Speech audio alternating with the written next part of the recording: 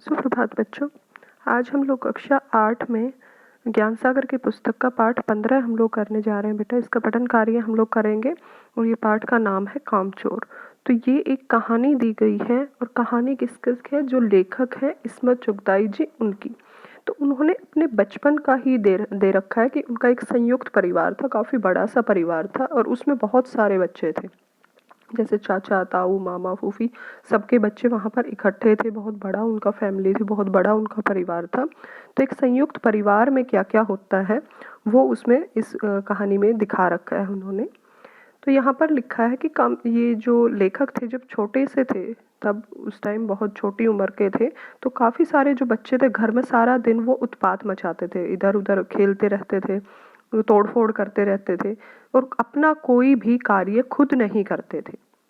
तो यहाँ पर उनके घर का माहौल दिखा रखा है कि बड़ी देर से वाद विवाद के बाद तय हुआ, यानी आपस में वो लोग एक दूसरे के साथ बहस कर रहे थे, यानी उनके बड़े थे, एक दूसरे के साथ तर्क वितर्क करके और उन्होंने इस नतीजे पर वो लोग पहुंचे, ये तय हुआ कि नौकरों को निकाल दिया जाए।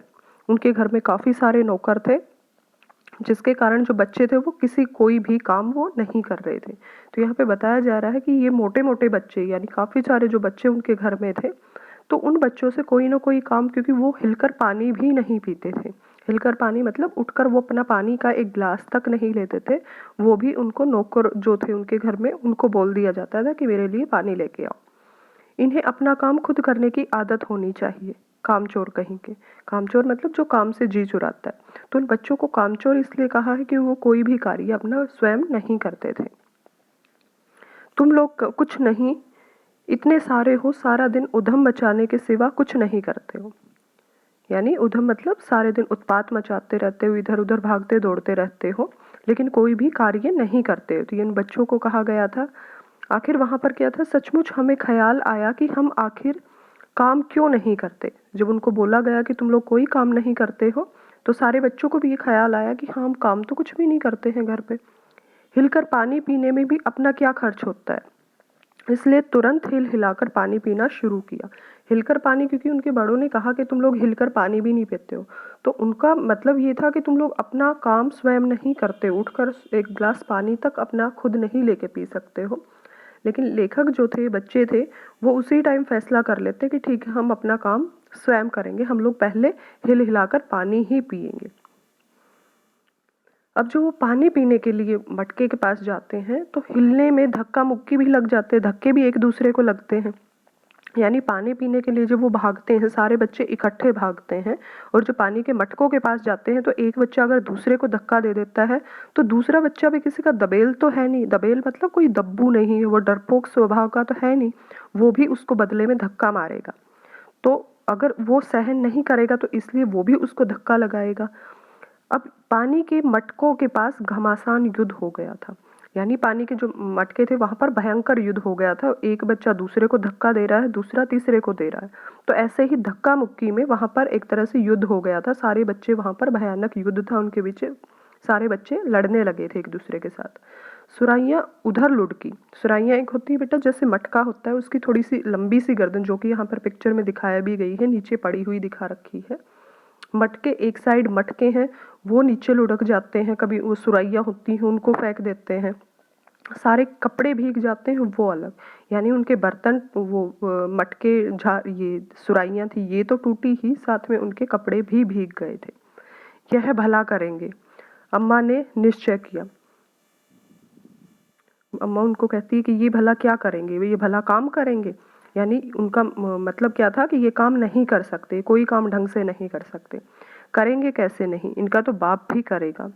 देखो जी, जो काम नहीं करेगा उसे रात का खाना हरगिज नहीं मिलेगा, समझे। यह लीजिए, शाही फरमान जारी हो गया। शाही फरमान का फरमान मतलब जैसे राजा एक आज्ञा देता है बेटा, उसी तरह उनके पिताजी ने भी उनको आज्ञा दी कि कोई अपना, अगर कोई काम नहीं करोगे, काम नहीं किया गया, तो शाम को आप लोगों को खाना, रात को खाना नहीं दिया जाएगा। तो हम काम करने के लिए तैयार थे। अब बच्चे क्या कह रहे हैं कि हम लोग काम करने के लिए तैयार हैं, बताओ हमें क्या काम करना है, काम बताया जाए। बहुत से काम है, उनको काम गिनाए जाते हैं कि जैसे मैली दरी पड़ी हुई है उसको साफ करना है, जो आंगन में इतना सारा कूड़ा पड़ा हुआ है उसको साफ कर सकते हो, पेड़ों को पानी दे सकते हो। तो इस तरह के काम तुम लोगों से मुफ्त में नहीं करवाए जाएंगे। बच्चों को यह भी कहा गया कि ये काम तुम लोगों से मुफ्त में नहीं करवाए जाएंगे, तुमको इसके बदले तनख्वाह मिलेगी। तनख्वाह मतलब उनको सैलरी भी दी जाएगी, उनको वो पैसे दिए जाएंगे, क्योंकि जिस तरह माली को पैसे दिया जाता है, माली को पौधे में पानी डालने के लिए पैसे मिलते हैं, उसी तरह वो माली का काम जो ये बच्चे करेंगे तो माली की जगह उसको तनख्वाह, उन बच्चों को तनख्वाह दे दी जाएगी। अगर सब बच्चे मिलकर पानी डालें तो, अब सारे बच्चे तैयार थे क्योंकि वो सारे के सारे, उनको शाम को खाना भी खाना था, उनको तनख्वाह भी चाहिए थी, तो इसलिए तनख्वाह के लालच में, पैसों के लालच में वो सारे बच्चे एक साथ मिलकर भाग जाते हैं उधर से। कहाँ भागते हैं? वहाँ पर दरी को साफ करने के लिए। ए खुदा, ए खुदा के लिए नहीं, तो वो उसको मना भी करते हैं, घर में बाढ़ आ जाएगी। जो उनकी अम्मा होती है वो उनको मना भी करती है, जो अम्मा है वो उनके सामने याचना करती है, उनके सामने विनती करती हैं कि तुम मत भागो, तुम लोग अगर पानी दोगे ना, वहाँ पर साफ करोगे तो तुम लोग बाढ़ ला दोगे पूरे घर में। लेकिन फिर तनख्वाह के सपने देख रहे थे वो लोग, अपने काम पर एकदम से सारे के सारे लग गए थे क्योंकि सबको तनख्वाह चाहिए थी। अब एक दिन फर्शी दरी, फर्श पे मतलब जो फर्श पे बिछी हुई है वो फर्शी दरी, उस पे बहुत सारे बच्चे एक साथ जुट जाते हैं, उनको चारों तरफ से उसके कोने पकड़े जाते हैं, उनको झटकना शुरू किया जाता है, पटकना, उसको पटक पटक के साफ करने के लिए शुरू होते हैं वो बच्चे। दो चार ने लकड़ियाँ ले ली थी जिनकी धुआंधार पिटाई कर रहे थे, यानी उस दरी को झाड़ने के लिए कुछ बच्चे ऐसे भी थे जो लकड़ियाँ लिए हुए थे और लकड़ी मार मार के उस दरी की धूल झाड़ रहे थे। अब सारा का सारा घर जो था वो धूल से अट गया था, पूरा जो था उसमें घर में मिट्टी ही मिट्टी हो गई थी। वहाँ के लोग जो थे वो खांसते खांसते बेदम हो गए थे, क्योंकि धूल जब हमें चढ़ती है, जब हम हवा के साथ हमारे अंदर जाती है तो खांसी शुरू हो जाती है। तो वो लोग खांसते खांसते, बुरी हाल उनका हो चुका था, और सारी जो धूल थी, जो भी उसमें दरी में जो धूल थी वो अब फर्श पे गिर गई थी, सबके सिरों में जम गई थी, क्योंकि वो धूल जो उड़ रही थी हवा के साथ जो वहाँ पर थी, वो कुछ तो उस पे जमीन पे पड़ी हुई थी, कुछ किसी के सिर में चढ़ी हुई थी, नाकों में, आंखों में, हर जगह वो धूल घुस गई थी। तो सबका बुरा हाल हुआ था, मार मार कर उन लोगों को वहाँ से भगाया गया, क्योंकि उन्होंने पूरी तरह धूल ही धूल कर दी थी, घर में मिट्टी ही मिट्टी कर दी थी, इसलिए वहाँ से उनको आंगन में भगा दिया गया। उसके बाद वहाँ से मतलब आंगन से उनको आंगन में निकाला गया, यानी अंदर से उनको बाहर निकाल दिया गया। वहाँ लोगों ने फौरन झाड़ू देने का फैसला किया। अब वहाँ से अगर वो निकले तो फिर उन्होंने क्या सोचा कि हम लोग जल्दी से झाड़ू लगा देते हैं, क्योंकि उन्होंने ये भी कहा था कि पूरा घर यहाँ पर गंदा पड़ा है, आंगन में कितनी मिट्टी है, आंगन को साफ कर दो। फिर उन्होंने ये डिसाइड किया, ऐसा फैसला किया कि हम लोग झाड़ू लगा देते हैं। झाड़ू लगाने के लिए सारे के सारे इकट्ठे ही थे। झाड़ू क्योंकि एक थी और तनख्वाह लेने के उम्मीदवार कई थे, यानी तनख्वाह सबको चाहिए थी लेकिन झाड़ू एक ही थी, इसलिए सबने एक साथ उस झाड़ू को उठाया और झाड़ू के पुर्जे उड़ा दिए। पुर्जे उड़ाने का मतलब है उसकी जो सींखें थी, उनकी जो तिलियां थी, वो एक एक करके इधर उधर बिखर गई थी। अब वो सारे के सारे बच्चे एक एक तिलियां लिए हुए थे, झाड़ू तो किसी के पास बची नहीं थी क्योंकि उस झाड़ू को तो बिखेर दिया था। तो अब एक एक तिल्ली को वो इधर उधर हाथ में लिए घूम रहे थे। तो कभी वो किसी की टांगों पे मार देते थे उसको, तो उसका नतीजा क्या हुआ था कि उसमें आंखें फूटने लगी थी। कोई बच्चा किसी की आंख में तिल्ली वो मार रहा है, सीखें मार रहा है, कोई किसी को, तो अम्मा ने अपना सिर पीट लिया था। उनको जब ये देखा कि ये एक दूसरे को ये सीखें मार रहे हैं, तो अम्मा ने अपना सिर पीट लिया था। वो बुरी तरह से वो पछता रही थी उधर खड़ी होके कि मैंने इनको बच्चों को काम क्यों दिया गया है। भाई ये बुजुर्ग काम करने दे तो इंसान काम करे। यानी जब अम्मा वहाँ पर खड़ी खड़ी गुस्सा कर रही थी कि तुम लोग रहने ही दो, रहने ही दो, तो बच्चे आपस में ये सोच रहे थे कि एक साइड तो हमें ये बोला जा रहा है कि तुम कोई भी काम नहीं करते हो, और जब हम काम करने की चाह रहे हैं, हम लोग काम कर रहे हैं, तो ये हमें कोई काम करने भी नहीं दे रहे हैं।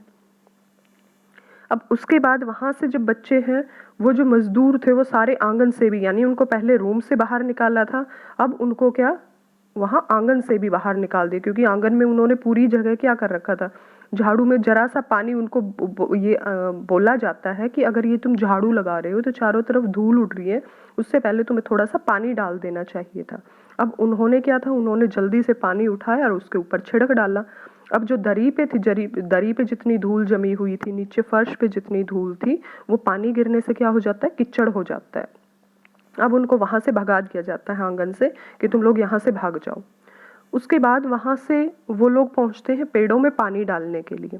अब पेड़ों में पानी डालने के लिए उनको जो भी बर्तन मिलता है, बाल्टियाँ मिलती है, लोटे मिलते हैं, तसले होते हैं, भगोने, पतीलियाँ जो भी थी, तो जितने भी उनको बर्तन मिलते हैं वो सारे के सारे वो लोग ले लेते हैं। उधर से वो सामान, जैसे अभी इसमें पिक्चर में दिखा रखा है कि इनको पौधे में पानी डालना है, तो किसी बच्चे ने बाल्टी ले रखी है, किसी ने एक मटका ले रखा है, किसी ने एक छोटा सा तसला ले रखा है, कोई छोटा सा पतीला लिए हुए है। तो जिसके हाथ जो बर्तन आता है वो सारे के सारे वहां से उठा लेते हैं। वे डोंगे, कटोरे और गिलास ही ले भागे, यानी छोटे छोटे जो कटोरियां थी, जो ग्लास थे, वो भी वो लेकर चल पड़े थे। अब सब लोग नल के पास पहुंच गए थे। अब वो घमासान जो अंदर था, वो सारा का सारा घमासान कहाँ मचा हुआ था? नल के पास। अब किसी के बर्तन में एक भी बूंद पानी की नहीं आ रही थी, क्योंकि वो एक दूसरे के बर्तनों पे मार रहे थे कि मुझे पहले भरना है, मुझे पहले भरना है। इस तरह से धक्का मुक्की में किसी की बाल्टी में, किसी के पतीले में पानी नहीं जा रहा था। अब वो एक दूसरे को कोहनियाँ मार रहे थे, और उसके बाद बर्तन एक दूसरे को, यानी पहले उन्होंने एक दूसरे को कोहनियाँ मारनी शुरू की। उसके बाद जब कोहनिया से काम नहीं चलता तो वो एक दूसरे को बर्तनों से ही मारने लग गए थे। अब सारे बर्तन वाले जो हथियार थे वो उठाते रह गए, यानी जो भारी बर्तन थे उनको ऊपर तक उठाने में उनका जितना टाइम लग रहा था, उससे पहले तो जो छोटा बर्तन लिए हुए था, यानी जो कटोरे और डोंगे लिए हुए थे, उनकी फौज ने गोमड़े डाल दिए थे। गोमड़े डाल दिए का मतलब हो जाता है बेटा, जैसे उसके सिर पे मारा तो थोड़ा सा फूल जाता है वहां से। तो ये कह रहे हैं कि बड़े बर्तन तो उठाने में टाइम लग रहा था, इससे पहले तो जो छोटे छोटे बर्तन थे ना, उससे उनके सिर में ठाए ठाए ठाए ठाए मार के और उनके सिर को फुला डाला था। अब वहां से जो फौरन जो भाइयों ने, बहनों ने, जो वहां पर मामा फूफी थे उनके, मौसियाँ फूफी, उनके सारे के सारे उन्होंने वहां पर कुमक भेजी। कुमक मतलब उनकी एक फौजी टुकड़ी वहां पर भेजते हैं, जैसे कुछ सिपाही इकट्ठे करके उनको भेजा जाता है ना, एक फौजी टुकड़ी होती है, वैसे ही उनको एक टुकड़ी की तरह वहां पे भेजते हैं कि जाओ, वो बच्चे झगड़ रहे हैं, उनको एक दूसरे से छुड़वाओ वहां से।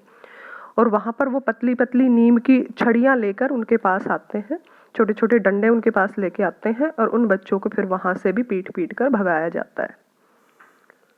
तो उनके सटाके लगाना मतलब जब वो डंडियां लगती हैं ना, तो उसको, यानी उसको डंडिया से मारना, उन छड़ियों से उनकी पिटाई करना। तो फौज मैदान में हथियार फेंक कर पीठ दिखा देती है। तो फौज जो, यानी वो बच्चे जो थे, हथियार फेंक कर, उनके पास जो हथियार क्या थे, पतीले वगैरह जो भी थे उनके पास, पतीले थे, छोटे छोटे डोंगे थे, कटोरे थे, वो सारे के सारे वो फेंक कर और पीठ दिखाकर भाग जाते हैं, मतलब उधर से वो भाग जाते हैं। फिर होता है इस धींगा मुश्ती में, मतलब धींगा मुश्ती मतलब जो उनके आपस में हो रही थी, एक दूसरे को मारने की, एक दूसरे की जो उनमें धक्का मुक्की हो रही थी, उसमें कुछ बच्चे कीचड़ में लथपथ हो गए थे, जिन्हें नहलाकर फिर कपड़े बदलने के लिए नौकरों को वर्तमान संख्या, मतलब उनकी काफी, क्योंकि नौकर जो थे वो काफी नहीं थे, तो इसलिए पास के बंगलों से नौकर आए और अपने उनको 4 आना प्रति बच्चा के हिसाब से नहलाया गया। क्योंकि बच्चे थे वो मिट्टी में भी भरे हुए थे, सारे उनके कपड़े भी गीले हो गए थे।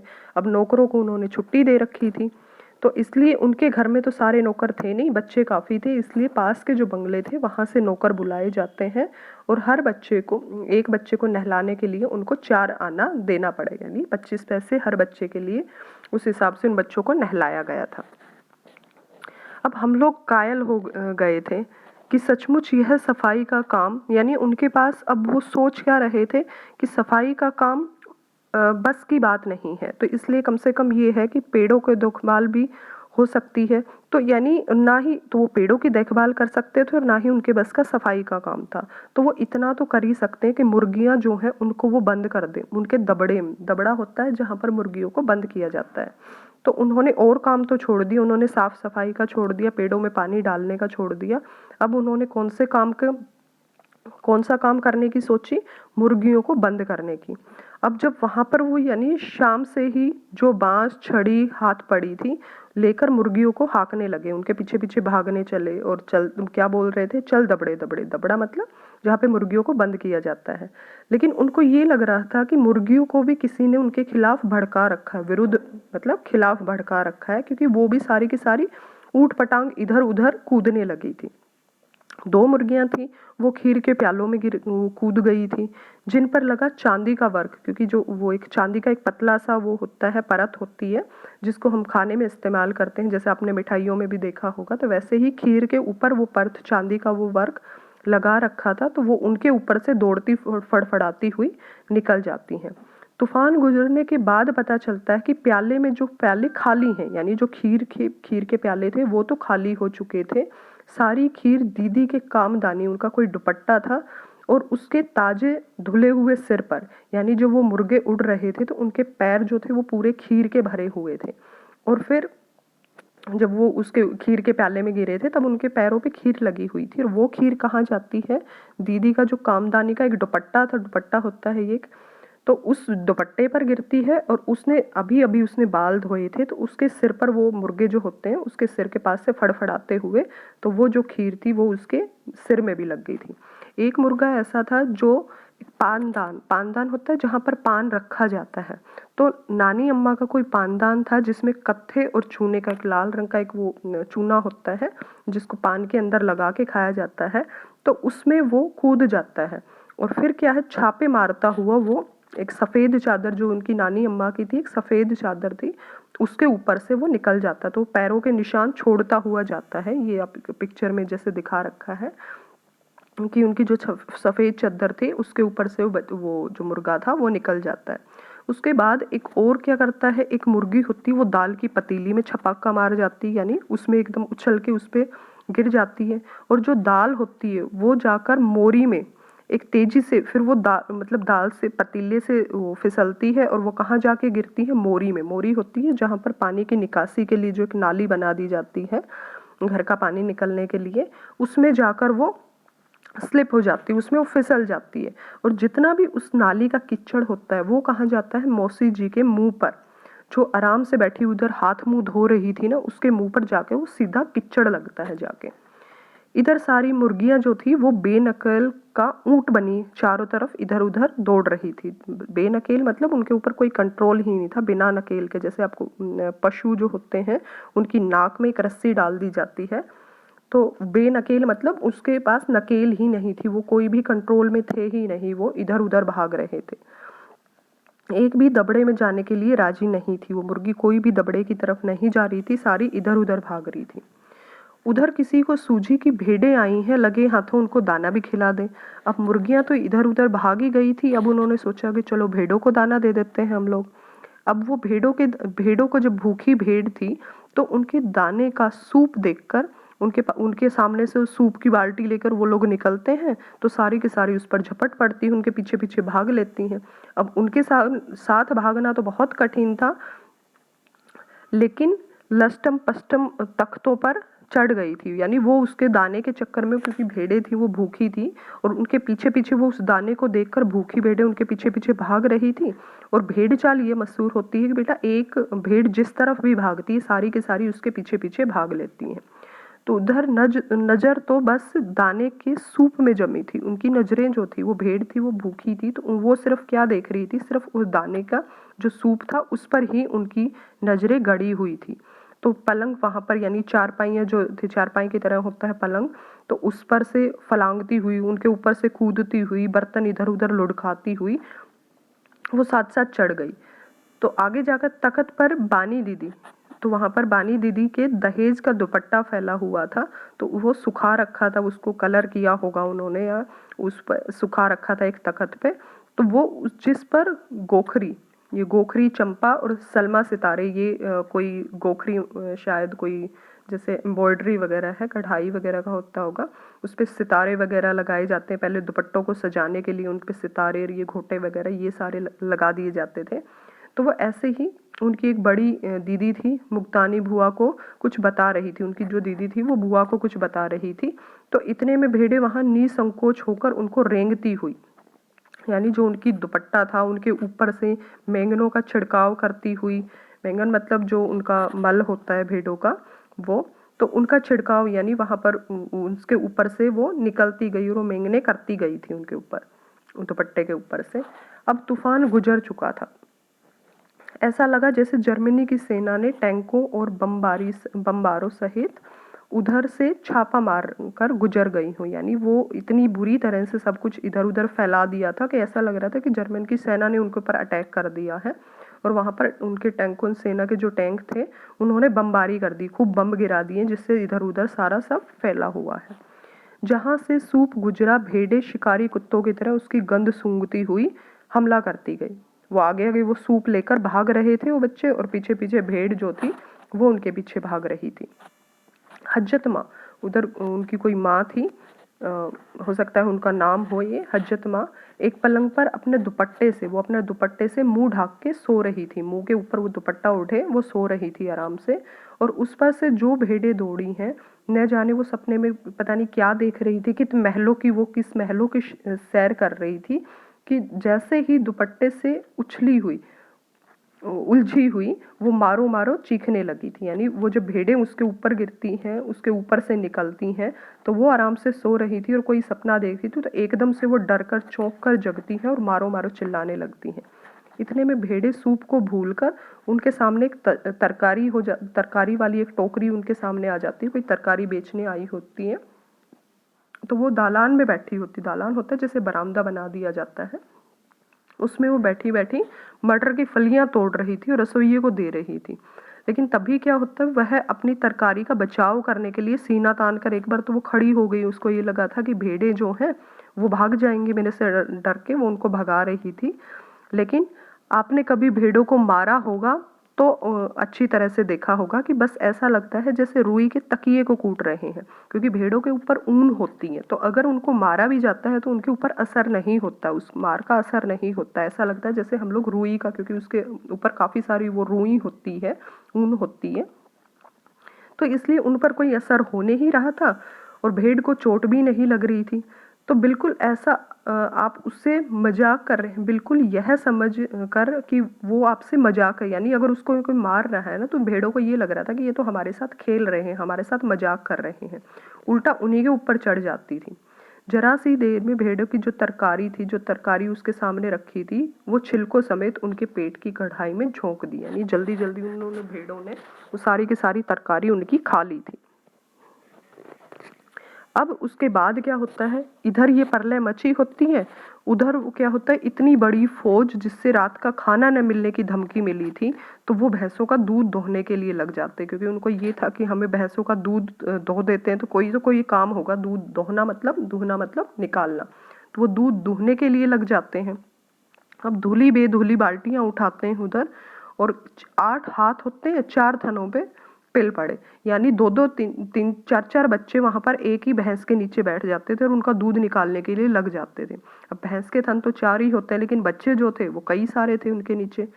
तो वो भैंस जो होता है वो एकदम चारों पैरों को जोड़कर उठी और बाल्टी को लात मारकर दूर जाके खड़ी हो गई, क्योंकि जो भैंस थी वो भी देख रही थी कि ये क्या हो रहा है, तो वो एकदम से उनको लात मारती उस बाल्टी को और भाग के दूर खड़ी हो जाती है। तय हुआ कि जो भैंस की अगाड़ी पिछाड़ी बांध दी जाए। वो उसके आगे वाले पैरों को और पीछे वाले पैरों को बांधकर, उनको ये लगा कि अब इसको काबू में कर लेंगे और काबू में करने के बाद इसका दूध हम लोग निकाल सकते हैं। अब झूले की एक रस्सी उतार के लाई जाती है और भैंस के जो पैर थे वो बांध दिए जाते हैं। किससे बांधे जाते हैं? एक चारपाई के साथ। और चारपाई पर कौन लौटे हुए होते हैं? वहां पर एक जो भैंस थी वो पहले ही चौकन्नी थी और चारपाई पर चाचा जी लेटे हुए थे। तो वहां पर चाचा जी को पहले तो यही नहीं समझ आ रहा था कि ये हो क्या रहा है, लेकिन फिर वो भैंस क्या होती है, वो उछलकर वहां से भाग लेती है। और जो चाचा जी होते हैं उनको ये लग रहा है कि पता नहीं क्या भौचाल आया है, पता नहीं क्या भौचाल मतलब भूकंप आया है। तो उनको ये लग रहा था कि पता नहीं आंधी है, तूफान है या कोई भूकंप आया। उनको समझ ही नहीं आ रहा था कि मेरे साथ हो क्या रहा है। अब ये देखिए पिक्चर में जैसे दिखा रखा है कि भैंस के पैर में रस्सी बंधी हुई है और वो रस्सी का दूसरा सिरा कहाँ पर बांधा हुआ है? चारपाई के पाए पर। और वो जो भैंस है वहां से भाग लेती है, वो छुड़ाकर भाग लेती है और पीछे पीछे जो चाचा जी की है वो चारपाई भी उनके पीछे मतलब जा रही है, उसके खींच रहे हैं वो लोग। लुढ़कती हुई वो चारपाई उसके साथ साथ घूम रही है। अब यहाँ पर जो चाचा जी थे वो दोनों साइड से उस चारपाई की पट्टियों को पकड़े हुए था। बच्चों ने सांड की तरह छोड़ देने वालों को भला भला बुरा कह रहे थे। वो सबको गालियां दे रहे थे कि इन शैतान बच्चों को कैसे खुला छोड़ रखा है, ये सबको परेशान कर रहे हैं। यह यहाँ बड़ा मजा आ रहा था। भैंस भागी जा रही थी और पीछे पीछे चारपाई, और उस पर बिल्कुल राजा इंद्र की तरह बैठे हुए थे चाचा जी। अब वो जैसे राजा इंद्र जो है, इंद्र है, वो सिंहासन पर बैठते हैं, वैसे ही ये भी दोनों साइड से चारपाई को पकड़े ऐसे लग रहे थे जैसे राजा बने हुए हैं और उसके पीछे पीछे लुढ़कते जा रहे हैं। ओह यह भूल हो गई यानी भैंस का बच्चा अगर खोला ही नहीं, इसलिए तत्काल उसे भी खोल दिया जाए, क्योंकि उन्हें ये था कि भैंस के अगर बच्चे को खोल दिया जाएगा तो उसके मोह में वो वापस आ जाएगी, भागेगी नहीं इधर उधर। तो तीर निशाने पर बैठा, बच्चे की ममता से व्याकुल होकर भैंस वहीं पे उसने अपने खुरों को ब्रेक लगाया, खुरों को वहां पर रुक गई। अब बच्चा वहां पर उसी टाइम, वो जो भैंस का बच्चा था वो दूध पीने लग गया था। अब आधी तो उन्होंने गिलास कटोरे जो भी वो लेके वो झपटे उसके ऊपर, तो बाल्टी में तो कम उसमें जैसे दूध जा रहा था और इधर उधर ज्यादा बिखर रहा था। बाल्टी तो छपाक से गोबर में जा गिरी। अब जो भैंस ने उसको लात मारी तो वो बाल्टी जो है वो गोबर में जा गिरी होती। भैंस का जो बच्चा होता है वो वैसे ही बागी हो जाता है।